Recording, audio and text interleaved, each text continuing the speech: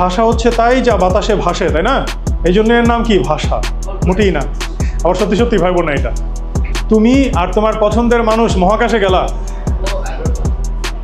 তুমি যে যতই হা হা উ উ করে চিল্লাচিল্লি করো না কেন, সে শুনবে কোনো কথা?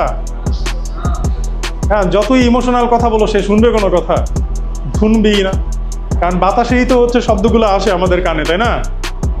আমাদের আজকের ক্লাস কানেক্টরসের মেবি 4th ক্লাস। তো লাস্ট ক্লাসে আমরা সাবঅর্ডিনেটিং কনজাংশনের বেশ কিছু কনজাংশনের রুলস এবং তাদের যে হচ্ছে ইউজ, এই জিনিসগুলো আমরা দেখছি। এগুলো তোমাদের রাইট ফর্ম অফ ভার্বসে আসবে, আবার কন্ডিশনাল সেন্টেন্স মানে কমপ্লিটিং সেন্টেন্সেও আসতে পারে। তার মানে কি বোঝা যাচ্ছে যে আমাদের সাবঅর্ডিনেটিং কনজাংশনে লাস্ট ক্লাসে যে রুলগুলো দেখছি, এগুলো আমাদের কোথায় কোথায় আসবে?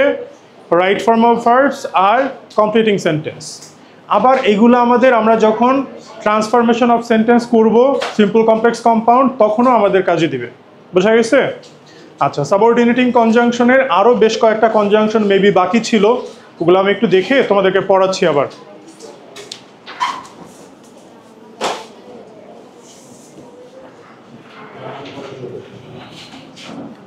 তো ফার্স্টে আমরা দেখি যে ইফ ভার্সেস ওয়েদার।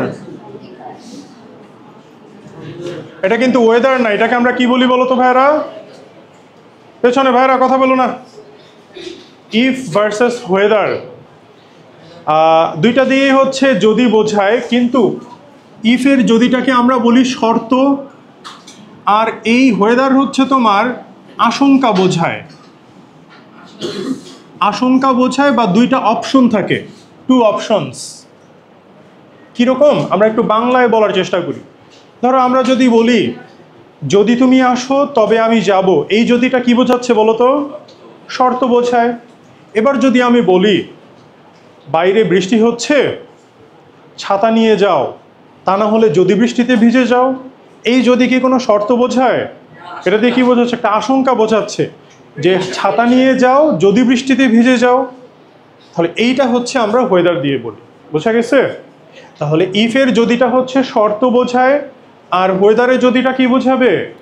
আশঙ্কা বোঝাবে, বা দুইটা অপশন থাকবে, বৃষ্টিতে ভিজতেও পারো, নাও পারো, এরকম। আমরা একটা এক্সাম্পল দেখি, যেমন ধরো if you come I will go. হ্যাঁ, এবার ওয়েদার নিয়ে আমরা একটু কথা বলি। যে ধরো বললাম যে আই হ্যাভ নো আইডিয়া। হ্যাঁ হ্যাঁ হবে। I have no idea whether he will come or he will not come। এইভাবে সেন্টেন্স কখনোই বলে না, কিন্তু সেন্টেন্সটা যদি আমরা ফুল লেন্থে লিখতে চাই তাহলে এইটাই লিখতে হয়। কিন্তু এইভাবে কিন্তু কেউ বলে না, লেখেও না। আমরা লিখলাম কেন? এইটার স্ট্রাকচারটা আমরা একটু এক্সপ্লেইন করব। এই সেন্টেন্সটা যদি তোমরা একটু দেখো, বলো তো ভাইয়ারা, এখানে প্রিন্সিপাল ক্লজ কোনটা? তোমরা এখন মোটামুটি চিনতে পারো যে প্রিন্সিপাল ক্লজ কি, সাবঅর্ডিনেট ক্লজ কি, এগুলো তো চিনো মোটামুটি। এখানে বলো তো ভাইয়ারা, প্রিন্সিপাল ক্লজ কোনটা? আই হ্যাভ নো আইডিয়া, এটা হচ্ছে প্রিন্সিপাল ক্লজ। আমরা হচ্ছে এটাতে পিসি লিখলাম। এবার দেখো এইটাকে আমরা কি বলি? Whether he will come, subordinating conjunction, subject finite verb. তাহলে এটা কি? Subordinate clause. আমি এসসি লিখলাম, সাবঅর্ডিনেট ক্লজ। তাহলে এইটুকু তুমি যদি চিন্তা করো তাহলে এটা কি সেন্টেন্স? যেহেতু প্রিন্সিপাল ক্লজ আর সাবঅর্ডিনেট ক্লজ আছে, এতটুকু যদি তুমি চিন্তা করো তাহলে এটাকে তুমি কি সেন্টেন্স বলতে পারো? Complex sentence. আবার তুমি যদি এর পর থেকে যদি চিন্তা করো যে I have no idea whether নাই, এইখান থেকে তুমি যদি চিন্তা করো যে হি উইল কাম অর আবার হি উইল নট কাম, এইটাকে আমরা কি বলতে পারি এখন? Principal clause. এইটাকেও বলতে পারি প্রিন্সিপাল ক্লজ, এবং তারা কানেক্টেড কি দিয়ে? অর দিয়ে। তাহলে এইটুকু যদি তুমি ইমাজিন করো, চিন্তা করো, তাহলে এইটুকু সেন্টেন্সকে তুমি কি সেন্টেন্স বলতে পারো? কম্পাউন্ড বলতে পারো। তার মানে বোঝা যাচ্ছে যে এই সেন্টেন্সে দুইটা এলিমেন্ট, মানে দুইটা সেন্টেন্স হওয়ার যোগ্যতা আছে। একে তো ওর ভেতরে কমপ্লেক্সও আছে, আবার কি আছে বলো? কম্পাউন্ডও আছে। এই সেন্টেন্সটাকে বলা হয় কমপ্লেক্স কম্পাউন্ড সেন্টেন্স বা কম্পাউন্ড কমপ্লেক্স সেন্টেন্স। বোঝা গেছে? আমরা তো স্ট্রাকচারালি সেন্টেন্সকে কয় ভাগে ভাগ করি আমাদের দেশে বলো? 3 ভাগে ভাগ করি না? কি কি ছিল? সিম্পল সেন্টেন্স, তারপরে হচ্ছে কমপ্লেক্স ছিল, আর কি ছিল? Compound sentence. এই 3টাই তো আমরা মেইনলি সবাই চিনি, তাই না? কিন্তু এই সেন্টেন্সটাকে কি বলা হয়? কমপ্লেক্স কম্পাউন্ড সেন্টেন্স বা কম্পাউন্ড কমপ্লেক্স সেন্টেন্স। বোঝা গেছে? দুইটাই কারেক্ট। তো আমরা ধরো এখানে লিখলাম compound complex sentence. Compound complex, তার মানে স্ট্রাকচারালি সেন্টেন্স আসলে 3 ধরনের না, কয় ধরনের? 4 ধরনের। মনে থাকবে? সিম্পল, কমপ্লেক্স, কম্পাউন্ড, আরটা কি? Compound complex. আমাদের ট্রান্সফরমেশন অফ সেন্টেন্সে জাস্ট এই 3টাই আসে, এটা আসে না। বোঝা গেছে? এইটা পরীক্ষায় আসে না, কিন্তু তোমার তো জানা লাগবে যে এই সেন্টেন্সটা আসলে কি নামে পরিচিত। কারণ পরীক্ষাতে কখনো যদি এরকম কোনো সেন্টেন্স দিয়ে যদি বলে এটা কি সেন্টেন্স, ধরো এইটাই অপশনে আছে, তুমি তো জীবনে এই নামটা শুনোই নাই, তাই না? তো এই জন্য আমাদের নলেজটাকে একটু বাড়িয়ে নেওয়ার জন্য আমরা একটু ডিসক্রিপটিভ কিছু জিনিস বলে নিলাম। এখন একটা জিনিস খেয়াল করো, তোমার নাম কি যেন ভাইয়া?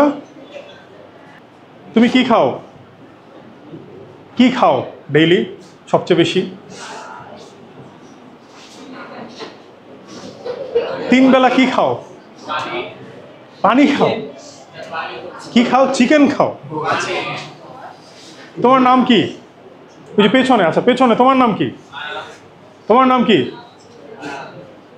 এখন কি চিকেন বললে হবে? হবে না।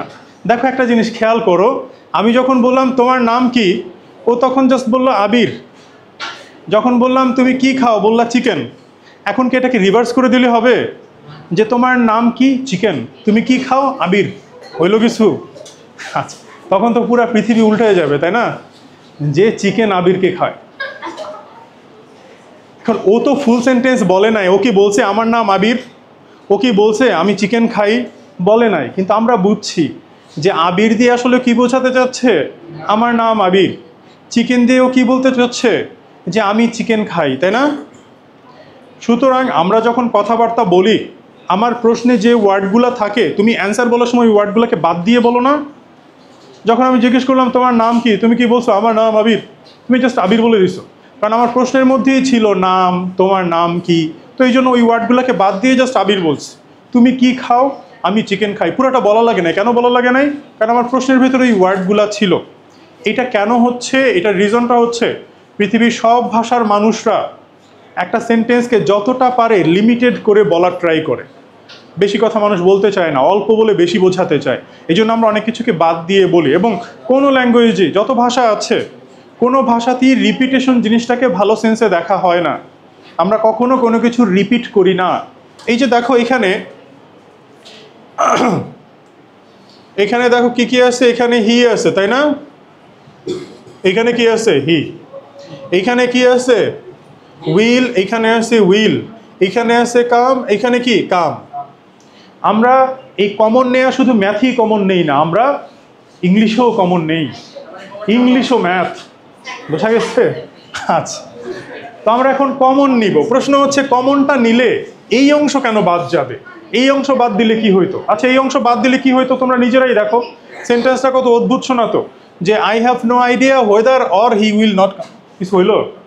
তখন আমরা কি করি? এই অংশগুলাকে বাদ দেওয়ার ট্রাই করি। হি হি মিলে গেছে বাদ, উইল উইল মিলে গেছে বাদ, কাম কাম মিলে গেছে বাদ। তখন সেন্টেন্সটাকে আমরা শর্ট করে কি বলে ফেলি? I have no idea whether he will come or not. বোঝা গেছে? অর্থাৎ এই সেন্টেন্সটাকে আমরা এত বড় করে বলি না, তখন আমরা সেন্টেন্সটাকে কি করে ফেলি? ছোট করে ফেলি। Or not.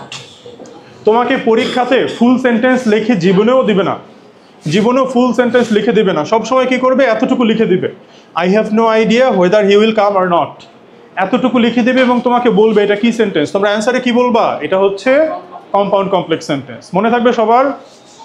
অনেকে এসে বলো যে ভাইয়া আমি অমুক বিখ্যাত কলেজে পড়তে চাই, এই কলেজে পড়তে হলে ইংলিশে কি কোয়েশ্চেন আসে? এই টাইপ থিওরিটিক্যাল কোয়েশ্চেন আসে। সবসময় মনে রাখবা, একটা স্টুডেন্ট যত বেশি ভালো থিওরি বোঝে, সে আসলে তত বেশি ভালো স্টুডেন্ট। তার বোঝার এবিলিটি তত বেশি, এবং সে তার নলেজকে অ্যাপ্লাইও করতে পারবে সবচেয়ে বেশি। বোঝা গেছে? এই জন্য আমি তোমাদেরকে এই থিওরিটিক্যাল নলেজগুলো আস্তে আস্তে ডেভেলপ করে দিচ্ছি। এখন এখানে আরেকটা বিষয় আছে। সেই বিষয়টা কি? তুমি যদি এখানে অর নটটাকে বাদ দিয়ে বলো তাতেও কোনো সমস্যা নাই। তুমি যদি বলো I have no idea whether he will come, এখানে বলে যদি থেমে যাও কোনো সমস্যা নাই, সেন্টেন্স কারেক্ট। আবার অর নট দিতেও পারো। তবে তোমরা যেহেতু ছোট ক্লাস, আমি বলবো যে তোমরা অর নটটা দিও। আমাদের এটা কোথায় আসবে? কমপ্লিটিং সেন্টেন্সে আসবে। I have no idea whether দিয়ে তারপর এই অংশটা একটা গ্যাপ দিয়ে দিবে। তুমি যখন অ্যান্সার লিখবা তখন অর নট সহ অ্যান্সারটা লিখবা, যে I have no idea whether, তারপরে গ্যাপ দিয়ে দিবে, তুমি বাকিটুকু লিখবা যে he will come or not. বোঝা গেছে? হ্যাঁ, তখনও সেম, তখন অ্যান্সার সেম থাকবে, মানে তখন সাইলেন্ট অবস্থায় থাকবে আর কি বিষয়টা। এবার আরেকটা জিনিস হচ্ছে বলি তোমাদের, এই জিনিসগুলো না আনফর্চুনেটলি কোনো বইতেও লেখা নাই বা তোমাদেরকে কেউ বলবেও না। সেটা হচ্ছে কি, তুমি যখন বিভিন্ন বই টই পড়বা, হতে পারে সেটা ফিকশন বা নন ফিকশন, তুমি দেখবা এইখানে না ওয়েদারের চাইতেও বরং ইফ বেশি ইউজ করা হয়। যারা বই টই পড়ো আমার মনে হয় তারা ফেস করছো জিনিসটা, যে I have no idea if you will come, এইভাবে বলে হচ্ছে সেন্টেন্স শেষ করে দেয়। কেন অর নটটা ধরো নাই? কেন বিভিন্ন বইতে দেখবা ইফ লেখা থাকে, কিন্তু গ্রামারের পার্সপেক্টিভ থেকে ইফটা অ্যাকসেপ্টেড না, কিন্তু তুমি প্র্যাকটিক্যাল ইংলিশে ইফ দেখবা। তার মানে কি দাঁড়াচ্ছে, তুমি যখন কথাবার্তা বলো বা ভবিষ্যতে যখন আরও বড় হবা, বিভিন্ন জিনিস লিখবা, তখন তুমি এখানে ইফ দাও, কোনো সমস্যা নাই। কিন্তু আপাতত তোমার একাডেমিক জায়গায় তুমি যদি এখানে ইফ দাও তাহলে কেটে দিবে। তোমাকে কি দিতে হবে বলো তো ভাইয়ারা? ওয়েদার দিতে হবে। বোঝা গেছে বিষয়টা? এটা খুবই সেন্সিটিভ একটা জিনিস। এই টাইপ জিনিসের উপরে তোমার ভবিষ্যৎ একাডেমিক সফলতা ডিপেন্ড করে। এই কোয়েশ্চেনটা আমাদের দেশের বিভিন্ন ইউনিভার্সিটিতে একাধিকবার আসছে। এইখানে গ্যাপ দিয়ে ওয়েদার দিয়ে দিছে, ইফ দিয়ে দিছে, আর অনেক কিছু দিছে। এই ভুলটা না ইংলিশ যারা ভালো জানে তাদের এই ভুলটা হয় বেশি, কারণ তারা যখন হচ্ছে বিভিন্ন বইতে পড়ছে ইংলিশ, দেখছে তারা ইফ অ্যান্সার দিয়ে দেয় এবং তাদের ভুল যায়। বোঝা গেছে? এই টাইপ জিনিসগুলো এখন থেকেই হচ্ছে মেনটেন করার ট্রাই করো। এক্সামে অনেক কিছুই আমাদের মেনটেন করতে হয় যেটা আসলে প্র্যাকটিক্যাল লাইফে মেনটেন করা লাগে না। ক্লিয়ার বিষয়টা? এখন ওয়েদারের পরিবর্তে তুমি ইনকেইসও লিখতে পারতা, সমস্যা ছিল না। ওয়েদারের একটা সিনোনিম কি? ইনকেইস। কিন্তু ওয়েদারের সিনোনিম হিসেবে ইফকে কখনো ইউজ করো না, এটা করলে একাডেমিক পর্যায়ে কেটে দিবে। এখন ইনকেইসের আবার একটা লিমিটেশন আছে। লিমিটেশনটা কি? ইনকেইস থাকলে কখনো তুমি অর নট লিখতে পারবা না। বোঝা গেছে? ইনকেইস থাকলে আমরা কি করতে পারবো না? অর নট দিতে পারবো না, মনে থাকবে সবার। আর ওয়েদার থাকলে তুমি অর নট দিলেও হবে, না দিলেও হবে। ক্লিয়ার বিষয়টা? অর্থাৎ এইটা যদি কখনো পরীক্ষায় আসতো, ধরো সেন্টেন্সটাকে আমি একটু কোয়েশ্চেন বানিয়ে দেই তোমাদের কাছে।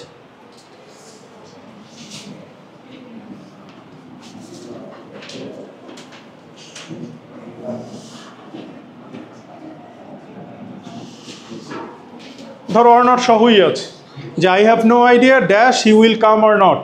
এইখানে কি ইফ ইউজ করতে পারবা? পারবা না। এইখানে ইনকেস ইউজ করতে পারবা? পারবা না। কেন? এখানে অর নট দেওয়া আছে। তাহলে এখানে জাস্ট একটাই হবে, সেটা কি? ওয়েদার। এখন যদি এইরকমভাবে পরীক্ষায় আসে যে I have no idea dash he will come, or not নাই, তুমি এখানে ইফ ইউজ করতে পারবা? পারবা না। তুমি এখানে ওয়েদার ইউজ করতে পারবা? পারবা। তুমি এখানে ইনকেস ইউজ করতে পারবা? পারবা। বোঝা গেছে বিষয়টা? এই জন্য আমাদের দেশের অনেক বইতে বলে, এইভাবেই পড়ায় যে weather dash dash dash dash or, এরকম করে পড়ায় না, একদম স্ট্রাকচার বানায় ফেলছে। আসলে জিনিসটাকে স্ট্রাকচার বানানো ঠিক না। অর নটটা মানে অরটা হচ্ছে দেয়াটা ম্যান্ডাটরি না, এটা চাইলে তুমি স্কিপ করেও যেতে পারো, ইচ্ছা তোমার। বুঝছো বিষয়টা? মিনিং সেম, মিনিংয়ে কোনো ডিফারেন্স নাই।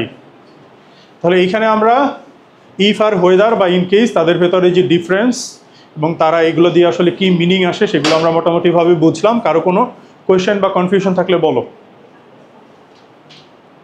কোনো কোয়েশ্চেন নাই? এই যে আপু একটু এইদিকে চলে আস। হ্যাঁ ওই যে ওই যে ওই যে আর সবাই না, ওই যে তুমি চোরের মন পুলিশ পুলিশ এদিকে একদম চলে আস, একদম এদিকে চলে আস, আরও একদম এই কর্নারে। যে টাইটানিক মুভি দেখছো না, একদম জাহাজের একদম সামনে চলে গেছিল, সামনে চলে এসছো। আরেকটা আরেকটা ধাক্কা দাও, এই তো হয়ে গেছে। আরেকটা ধাক্কা দাও, পড়বো না, আরেকটা ধাক্কা দাও, এই তো হয়ে গেছে। আচ্ছা, কথা বলো না ভাইরা, এগুলা পড়াতে মানে প্রচুর পরিমাণে ধৈর্যের দরকার হয়। চাইলেই তোমাদেরকে আমি ফাঁকিবাজি করে পড়াই দিই, কনজাংশন পড়াইতে একটা ক্লাসই যথেষ্ট যদি ফাঁকিবাজি করে পড়াই। আর তোমাদেরকে এত ক্লাস ধরে পড়াচ্ছি, তোমাদের ভালোর জন্যই পড়াচ্ছি, কিন্তু তোমাদেরও হচ্ছে ওইরকম একটা ডেডিকেশন থাকা লাগবে। এই যে তোমরা অনেকে আজকে আসো না হয়তো পরীক্ষার জন্য, আবার অনেকে আসছো তো জানার জন্যই আসছো, তাই না? অলরেডি তোমরা একদল স্টুডেন্টদেরকে কিন্তু পিছিয়ে দিছো, মানে পিছনে ফেলে দিছো। তোমরা অলরেডি হচ্ছে তাদের চাইতে কিছু দূর আগে গেছো। তো নিজেকে যতটুকু পারো এগিয়ে রাখো, কারণ আমাদের অপরচুনিটি কম কিন্তু মানুষ অনেক বেশি। আমাদের এ প্লাসটা হচ্ছে না অনেকটা সান্ত্বনা পুরস্কারের মতো, আমরা সবাই মিলে এ প্লাস পাই, তাতে কারো কিছু আসে যায় না, বোর্ডেরও কিছু আসে যায় না, কোনো ইউনিভার্সিটি কলেজ কারোই কিছু আসে যায় না। কিন্তু তুমি যখন হচ্ছে বড় কোনো ইনস্টিটিউশনে পড়তে যাবা তখন তো সিট অনেক লিমিটেড।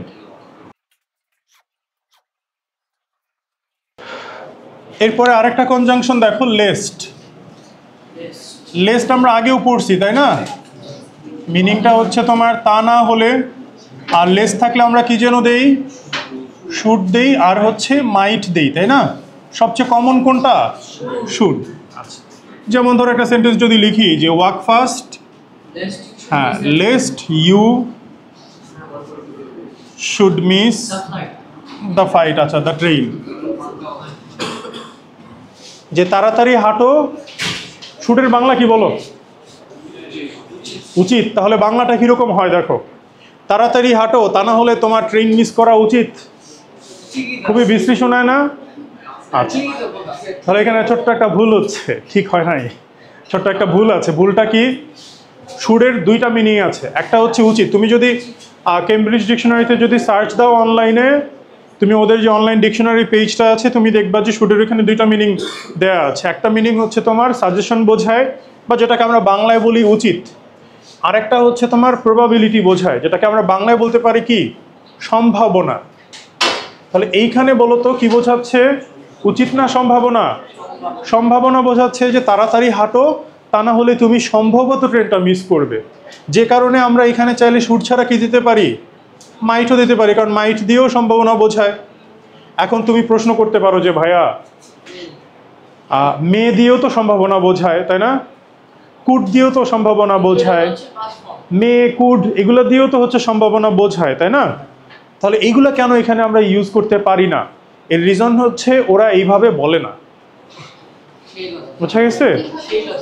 আচ্ছা, ও প্রশ্ন করলো যে কিভাবে বুঝবো যে ওরা এইভাবে বলে না। এটা বোঝার জন্য হচ্ছে তোমার ইংলিশের সাথে সম্পর্ক বাড়ানো লাগবে। বোঝা গেছে?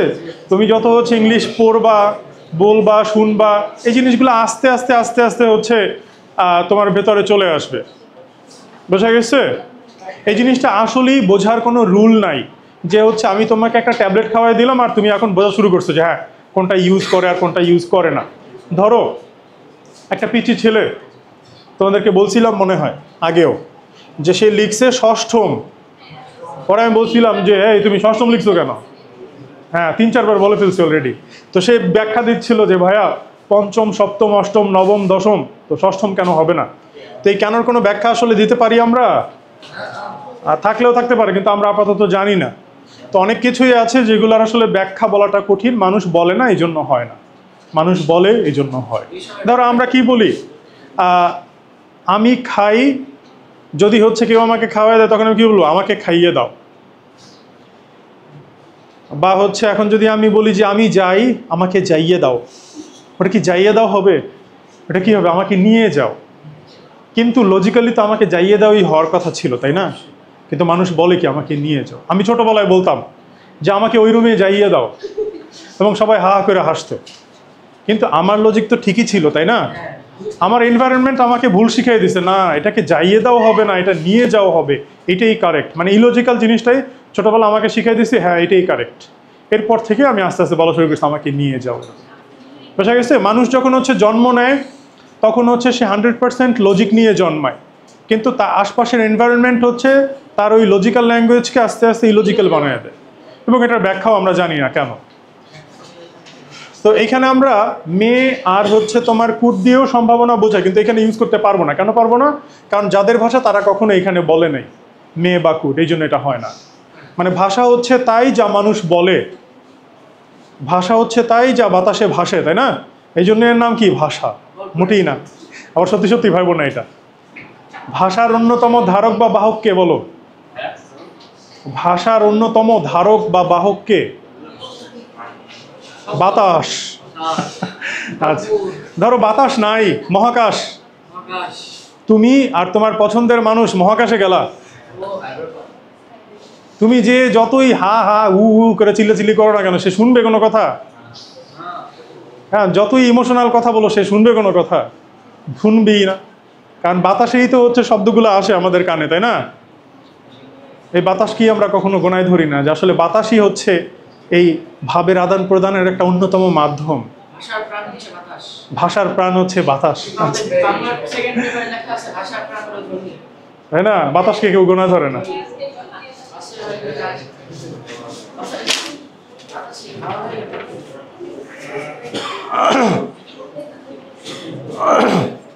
এতটুকু পড়ালেই হতো, কিন্তু আমি তোমাদেরকে একটু বেশি জানিয়ে দিচ্ছি। ধরো ভবিষ্যতে কখনো পরীক্ষাতে আসলো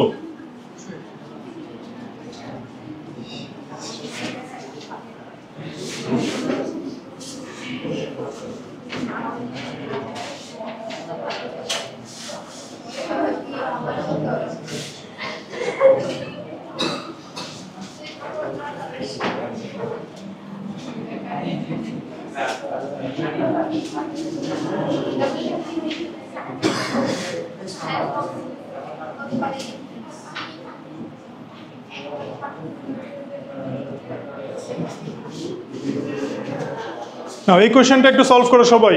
হি studies hard lest he dash in the exam, fail, fails, will fail, আর হচ্ছে শুড হ্যাভ ফেইলড। কোয়েশ্চেনটা লিখে ফেলো, যেটা অ্যান্সার কারেক্ট হবে ওটাতে একটা টিক দাও। আচ্ছা, আমরা একটু ভোটাভুটি করি। বলো তো ভাইয়েরা, ওয়ানের পক্ষে কারা কারা? ওয়ানই হচ্ছে অ্যান্সার। হ্যাঁ, প্রতিবার ওয়ানই অ্যান্সার হয়, তাই না? আগেও পড়াইছিলাম না? আচ্ছা, হ্যাঁ। তো এইখানে হওয়ার কথা কি ছিল বলো? Should fail. এবার এখানে হওয়ার কথা ছিল শুড ফেইল, কিন্তু তুমি যদি, আমার মনে হয় তোমরা যখন মুভি টুভি দেখছো, লেস্ট শুনছো, কিন্তু লেস্টের পরে জীবনে শুড শুনছো? আমার মনে হয় না খুব একটা শুনছো। তো ম্যাক্সিমাম কেসে কি করা হয় জানো? এই শুডটাকে বাদ দিয়ে বলা হয়, অর্থাৎ শুডটাকে সাইলেন্ট অবস্থায় বলা হয়। সাইলেন্ট অবস্থায় ও থাকে, মানে ও পর্দার আড়ালে থাকে। পর্দার আড়ালে থেকে তারপরে হচ্ছে কলকাঠি নাড়ে, বোঝা গেছে? ইন্ডিয়া থেকে তারপরে ও যে সবকিছু কন্ট্রোল করে। তো ও থাকবে না, কিন্তু ওর প্রভাবটা ঠিকই থাকবে। এই কারণে আমরা কি করি? ফেইল, ফেইলই রেখে দেয়, এটাকে আবার ফেইলস বানাই না। তখন আমরা বলি যে হি studies hard lest he fail in the exam. হ্যাঁ, এতটুকু ক্লিয়ার? আচ্ছা, এই কোয়েশ্চেনটা তোমাদের এসএসসি এইচএসসির পর্যায়ে আসবে না, আসলে হচ্ছে এইটাই আসবে। আমি তোমাদেরকে একটু বাড়তি নলেজ দিয়ে দিলাম, পরবর্তীতে কাজে দিবে তোমাদের। সবাই একটু দেখো যে কোনো কনজাংশনে তোমাদের সমস্যা আছে কি না। এছাড়া সাবঅর্ডিনেটিং কনজাংশনে যত কনজাংশন আছে ওগুলো জাস্ট কোনো রুল নাই, মিনিং অনুযায়ী তুমি জাস্ট ইউজ করবা। তারপরে দেখো কোনটাতে সমস্যা থাকলে আমাকে বলো। হ্যাঁ, ইফের মতো, ওইরকমই সেম। হ্যাঁ, ইন অর্ডার দ্যাট। আচ্ছা দেখো, লেস্টের ফর্মে পরে এই যে এইভাবে যদি দাও তাহলে, তবে এইটা লেখাটা সেফ। এখানে মাঝে মাঝে আমি পাস্টও দেখছি, কিন্তু ওইটা খুব একটা দেখি নাই, তো এই জন্য বলি না। কিন্তু বেস ফর্মই মেনলি হয়। পাস্ট দেখছি কখন? যখন ওই পাশে পাস্ট থাকে। ঠিক আছে, দেখো, সো দ্যাট, এটার একটা সিনোনিম আছে, কি বলো? In order that. এটার মানে কি? যাতে, মানে কোনো উদ্দেশ্য বোঝায়। ধরো আমরা লিখতে পারি যে হি ওয়ার্কস হার্ড, সে খুব পরিশ্রম করে। সো দ্যাট, বা চাইলে এখানে তুমি কি করতে পারো? ইন অর্ডার দ্যাটও ইউজ করতে পারো। In order that he can be successful.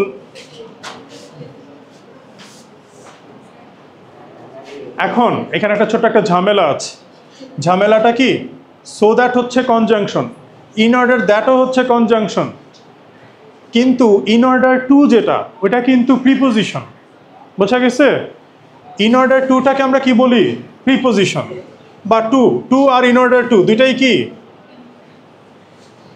Preposition. আমরা তো সো দ্যাট বা ইন অর্ডার দ্যাট দিয়ে যদি সেন্টেন্স লিখি তাহলে সেন্টেন্সটা এরকম হবে।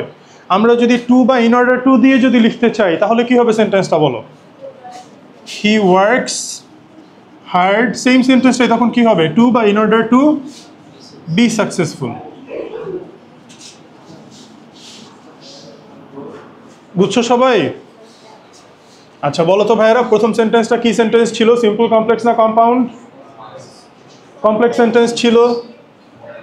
কেন কমপ্লেক্স সেন্টেন্স? কারণ হি ওয়ার্কস হার্ডটা হচ্ছে প্রিন্সিপাল ক্লজ, আর এইখান থেকে এতটুকু কি? Subordinate clause. এবার এই সেন্টেন্সটাকে কি সেন্টেন্স বলি বলো তো? এইটা হচ্ছে সিম্পল সেন্টেন্স। কেন? কারণ এইখানে আমরা প্রিন্সিপাল ক্লজ পাচ্ছি, কিন্তু সাবঅর্ডিনেট ক্লজ কি পাচ্ছ তুমি? সাবঅর্ডিনেট ক্লজের স্ট্রাকচার কি ছিল? সাবঅর্ডিনেটিং কনজাংশন থাকবে, কিন্তু এটা কি? প্রিপোজিশন। সাবজেক্ট থাকবে, কই সাবজেক্টই তো নাই। ফাইনিট ভার্ব থাকবে, তাও তো নাই। তার মানে কি দাঁড়াচ্ছে? সাবঅর্ডিনেট ক্লজ এখানে নাই। তাহলে এটা কি বলো তো? এটাকে আমরা কি বলি? আচ্ছা একটা জিনিস মনে রাখবা, একের বেশি ওয়ার্ড যদি থাকে সেটা ক্লজও হতে পারে, ফ্রেজও হতে পারে। যদি সাবজেক্ট আর ফাইনিট ভার্ব থাকে তাহলে আমরা বলি ক্লজ, আর যদি না থাকে তাহলে কি বলি? ফ্রেজ। এখানে যেহেতু সাবজেক্ট আর ফাইনিট ভার্ব নাই, এটাকে আমরা ক্লজ না বলে কি বলবো? ফ্রেজ। আর এই জিনিসটা সব সময় মনে রাখবা, ফ্রেজের বাংলা হচ্ছে শব্দগুচ্ছ। ও সেন্টেন্সে আছে বা নাই তাতে আসলে সেন্টেন্সের কিচ্ছু আসে যায় না, স্ট্রাকচারে কোনো চেঞ্জ আসে না। হি ওয়ার্কস হার্ড এই পর্যন্ত যদি থেমে যেতাম, এটাকে আমরা কি সেন্টেন্স বলতাম? সিম্পল সেন্টেন্স বলতাম।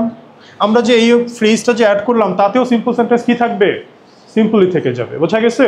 তাহলে ফ্রেজের থাকা না থাকাতে কারো কিচ্ছু আসে যায় না, একদম ভ্যালুলেস বলতে পারো, খালি ইনফরমেশনই বাড়ে। তাহলে এটা হয়ে গেল সিম্পল সেন্টেন্স। এইবার খুবই ট্রিকি একটা জিনিস, এটা আমরা আমাদের দেশের অনেক স্টুডেন্টই হচ্ছে জানে না, যে আমরা যখন কমপ্লেক্স থেকে সিম্পল করি তখন আমরা কনজাংশনটাকে কিসে কনভার্ট করি বলো তো? প্রিপোজিশনে কনভার্ট করি। মনে থাকবে?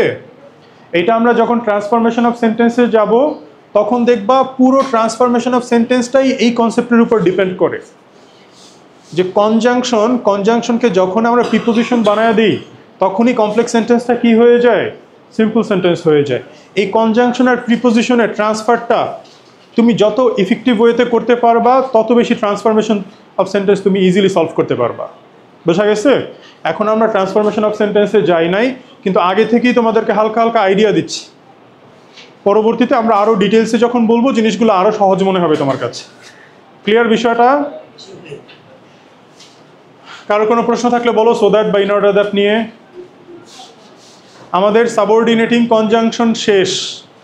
বোঝা গেছে? হ্যাঁ, ইভেন ইফটা। আচ্ছা, ও একটা প্রশ্ন করলো যে ভাই ইভেন ইফটা কি জিনিস? ইভেন ইফ হচ্ছে ওই ইফই, সেইম ইভেন ইফও যা ইফও তা। ইভেন ইফটা হচ্ছে একটু জোর দিয়ে বলা আর কি। ধরো আমরা যদি এইভাবে বলি যে even if you ask me repeatedly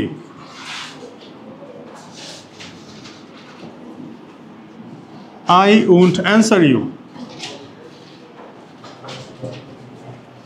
এমনকি যদি তুমি আমাকে বারবার মানে বারবার হচ্ছে তোমার জিজ্ঞাসাও করো, আমি তোমাকে অ্যান্সার দিব না। শেষ মিনিং অনুযায়ী ইউজ করে দিবা। আর ইফের যে রুল তোমাদেরকে পড়াইছি ওই অনুযায়ী হচ্ছে লিখে দিবা। বোঝা গেছে? ইভেন দো লিখলে আবার হচ্ছে বোঝায় এমনকি যদিও। ধরো হচ্ছে আমরা এইভাবে লিখতে পারি যে ইভেন এমনকি যদিও he is a good student he failed.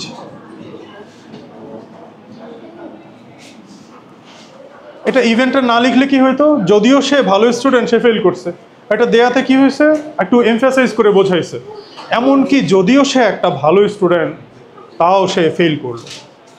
বোঝা গেছে? আর কারো কোনো প্রশ্ন কোনো সাবঅর্ডিনেটিং কনজাংশন নিয়ে, যে বলো যে ভাইয়া এইটার একটা এক্সাম্পল দেন বা এটা দিয়ে কি মিনিং আসে থাকলে বলো। তো এই যে আমরা যে সাবঅর্ডিনেটিং কনজাংশন পড়লাম, এরা সেন্টেন্সে থাকলে আমরা কি বলি এদেরকে? কি সেন্টেন্স বলি? কমপ্লেক্স সেন্টেন্স বলি।